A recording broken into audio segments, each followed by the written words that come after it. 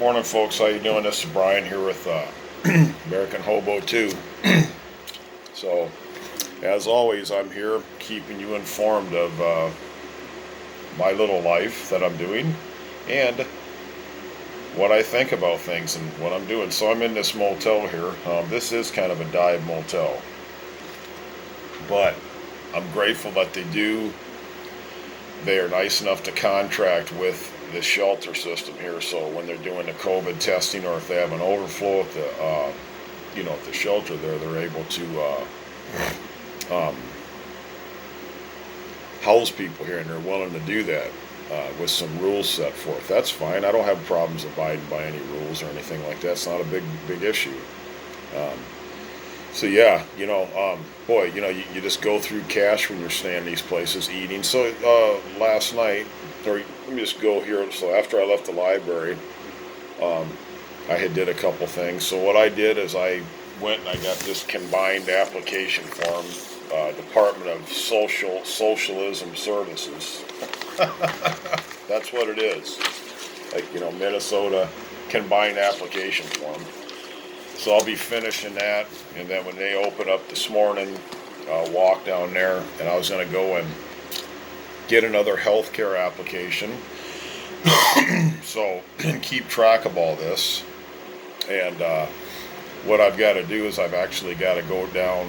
It's going to be cooler today, so that's going to be a big plus to me. Oh, it's going to be like phenomenal plus to me, and it ain't going to be 90 something. It's going to be 78. I can deal with that. And it's going to be scattered thunderstorms. So, that don't bother me, man. A little bit of rain don't bother me at all.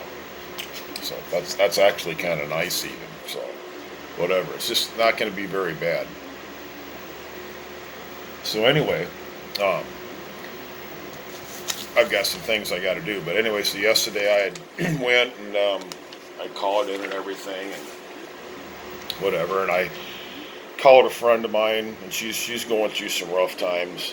I actually talked to the guy yesterday morning, Trey, my friend there. He's a cool dude, so I'll keep in periodic contact with him. That's always if I ever go through this way again,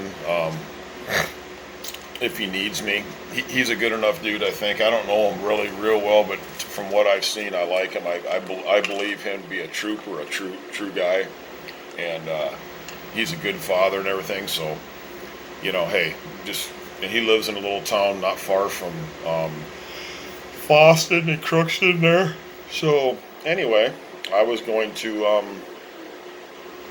just keep in touch with people. I was keep touching my one friend that lives down in Kansas. She's having a rough time, man. She really is. She's an older gal, heavy set. She's got a few health issues. She's trying to get into a place. She's basically on disability. She's trying to get, she's staying with this guy she's been for a while. It's a really bad situation, but it's cheap, so she has a place to live. But he's got some issues. It has some gal that's constantly coming her. They don't get so it's basically kind of like a hellacious place to live. And she's in a process of trying to get a place, and she's been trying. I wish I had a lot of cash. I'd flip her a couple thousand right now just to get her out of that situation. I really would, ma'am, because she's been good to me. She's good people.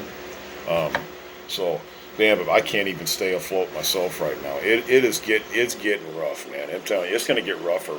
I'm just seeing things unfold, like literally unfold before me.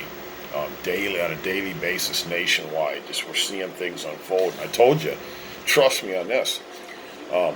Please listen to like a lot of these channels. One I was going to tell you, this guy City Prepping, man. If you watch that channel right there, that guy right there, he hits it right on the head every single time. Literally hits it right on the head.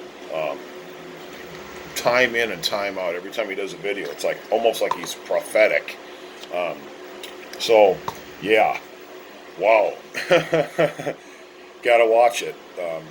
These coming shortages, we're in a drought, and just all we're trying to do, we're not a prepping people. We're not. They're probably 5% of the total population of the United States is actually want to prep and are actually active preppers. Them will be the ones that survive. You got all these people, they just live by a plastic credit card. That's it, I don't know how much time I've got on my storage to do these videos. This Wi-Fi here is non-existent. I can't even get Wi-Fi up here. It's really bad. So what I'm going to do is I'm going to go and I'm going to make some copies of stuff. I want to keep track of everything I'm doing, and I've also got to go and I've got to make a what you call it, a kind of a log of what I'm doing, just in case things get sour, and I can kind of show what I'm doing and show what's going on, and that's what I want to do. I want to do this for an educational purposes, so I know basically if it's sour in one area, it's going to be sour in different areas too. That's how it is, especially when you're dealing with bureaucratic red tape, like I was telling you. So basically, it puts you through the rigmarole, and you basically got to just file stuff, constantly file stuff. It's subjected to scrutinization from our bureaucratic local municipalities and our state and federal government. They're just all in your business. They want to know. They want to know what you're doing. They want to probably know if I brushed my teeth this morning, which I just did, flossed and brushed my teeth. They want to know everything. Don't think that they don't want to know everything, because they want to know every single thing that's going on.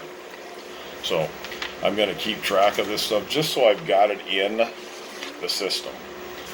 So on another note, I had called in a couple times yesterday just to be, and I'm really assertive, I'm decent and everything, and this lady kind of got smart with me a little bit. The lady that was working there yesterday, not really, but she did. You can just tell there's a little raw edge to her.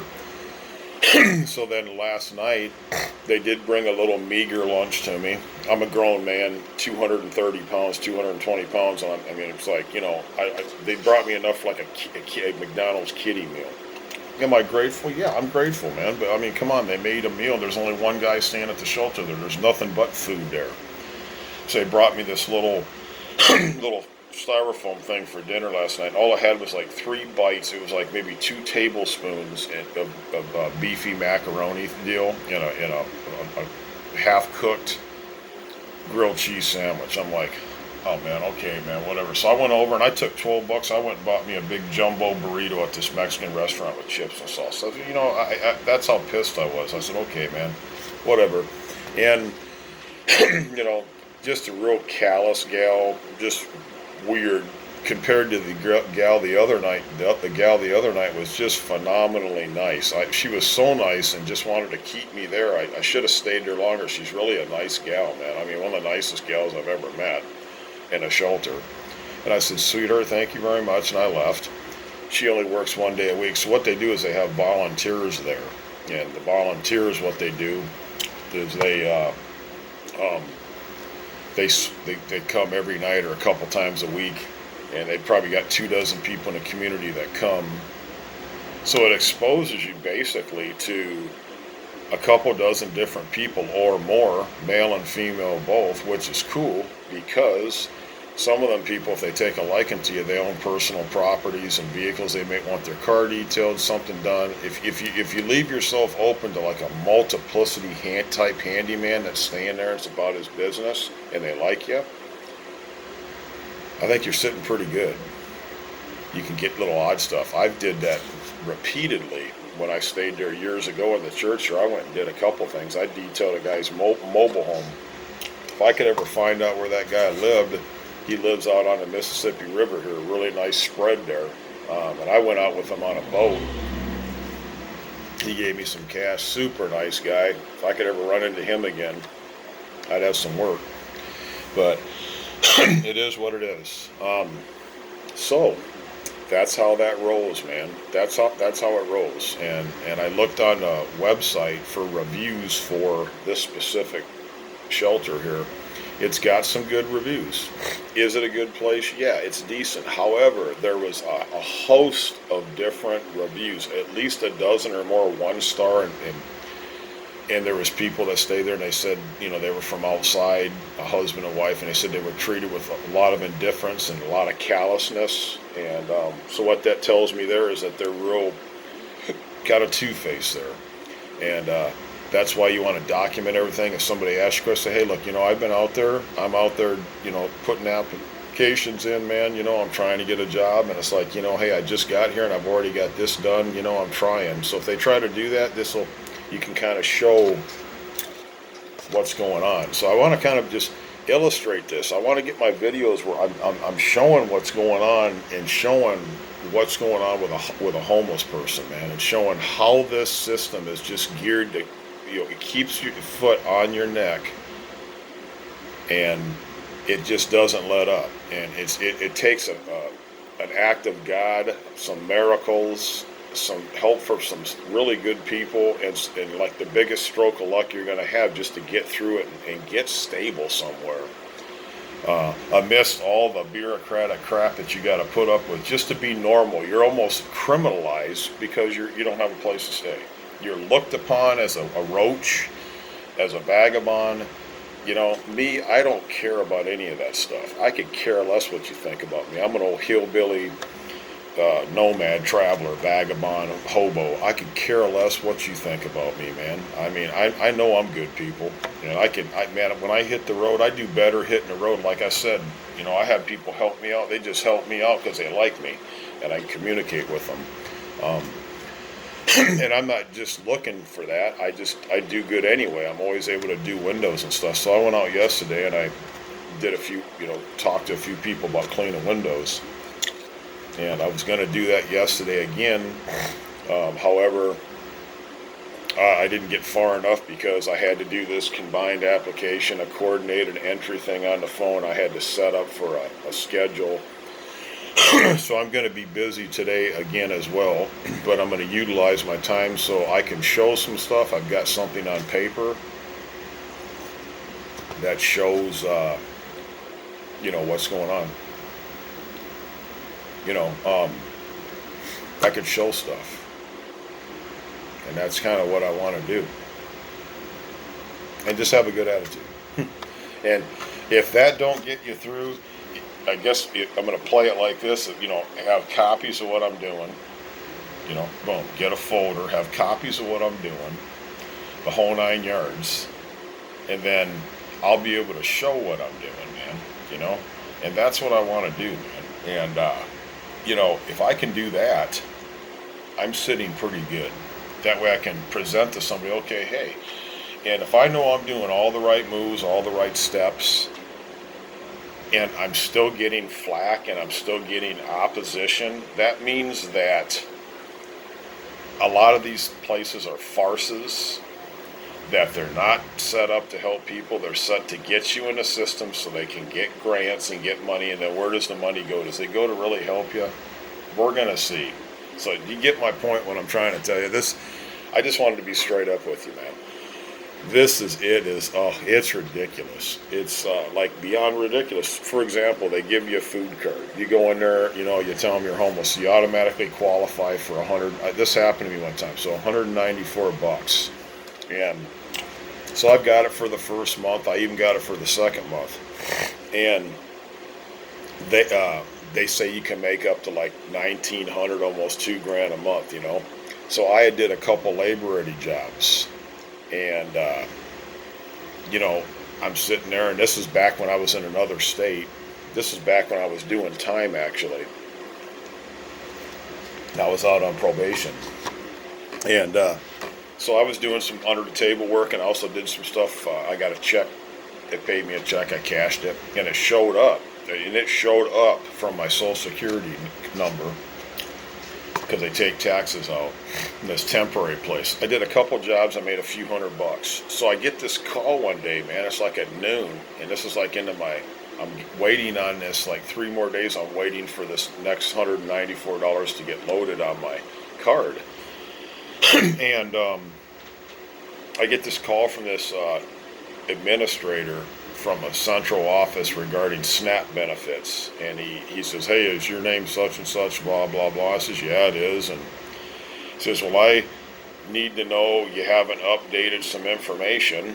And I says, well, I haven't had a change of address or anything. He says, well, I noticed you didn't indicate a change of income. And I says, well, how's that? And he says, well, it shows up you made this. So they're actually looking, it shows up on a computer I don't care if you only paid in, you made a couple hundred, It shows up what you made, where you work, people ready, labor ready, whatever. Don't think it doesn't, because it does. Okay.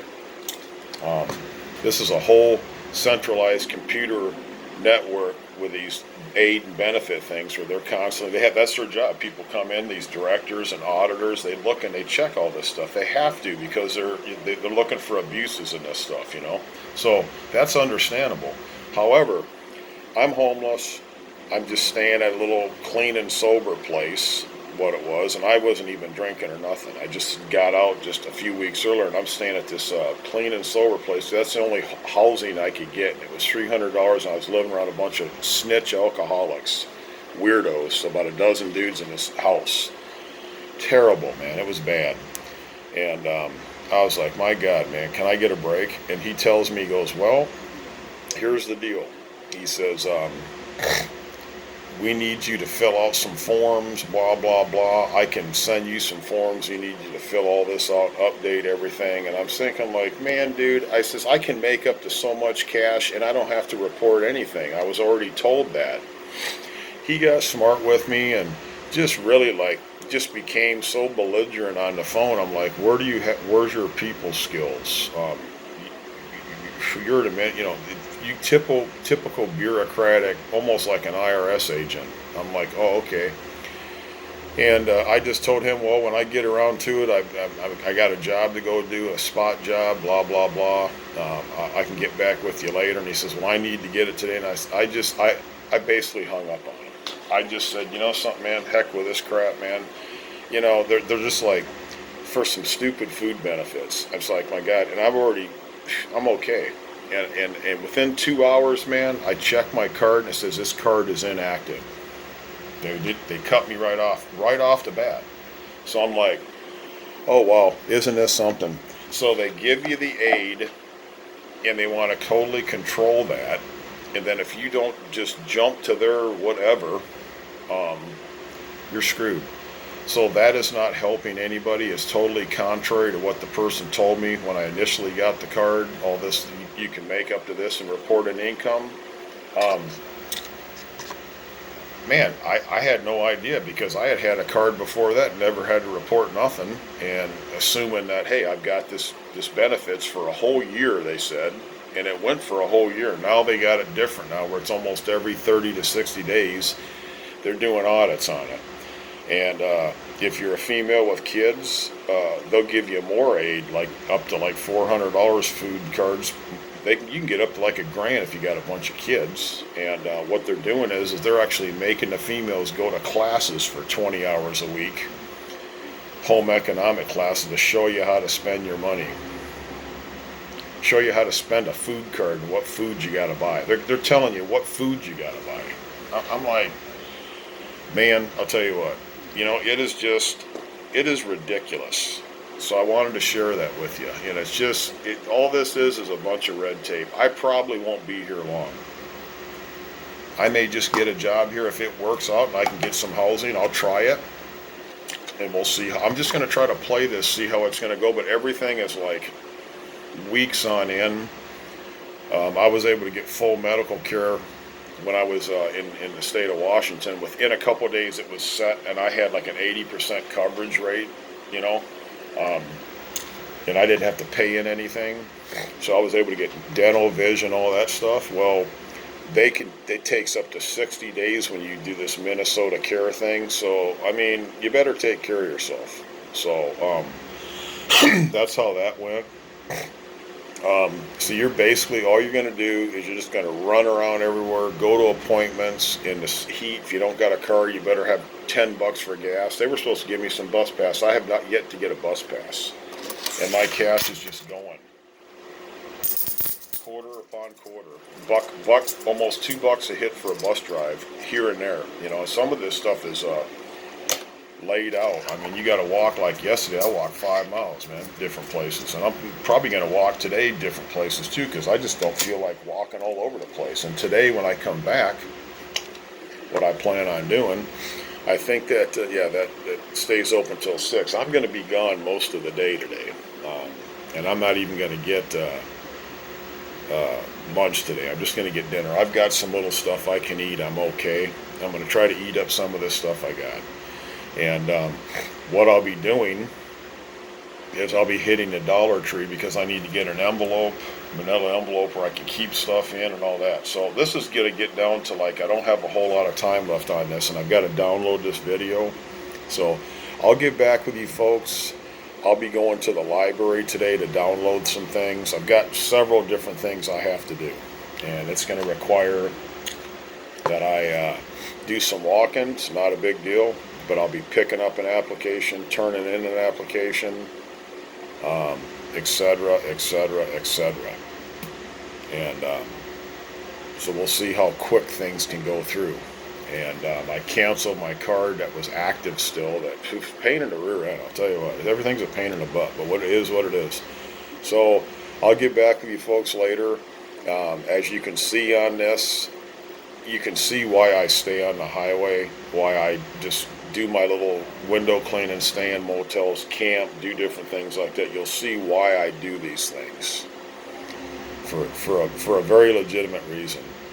Because everywhere you go, it's just this shelter thing, staying in shelters and trying to get aid. It's just a catch-22. It's just a vicious circle, man. All you are is you're wasting time. Just like I told you, I'm not going to sit here and waste this summer. I got to worry about the winter, man. That's it.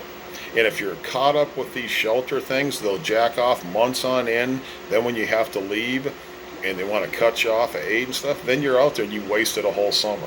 I can get time for that, man. I need to get somewhere, make some cash, several different places, and then when the winter rolls around, I've got a couple grand. I can make it through these freezing months. And God knows what's going to happen with this COVID stuff. It's intentional. Trust me, it is. I just can't put my finger on it. Nobody can. We're not going to know. You're not going to know what our powers that be are doing. Let me get back with you. I'll get back with you folks. This is Brian here with American Hobo 2. Over and out.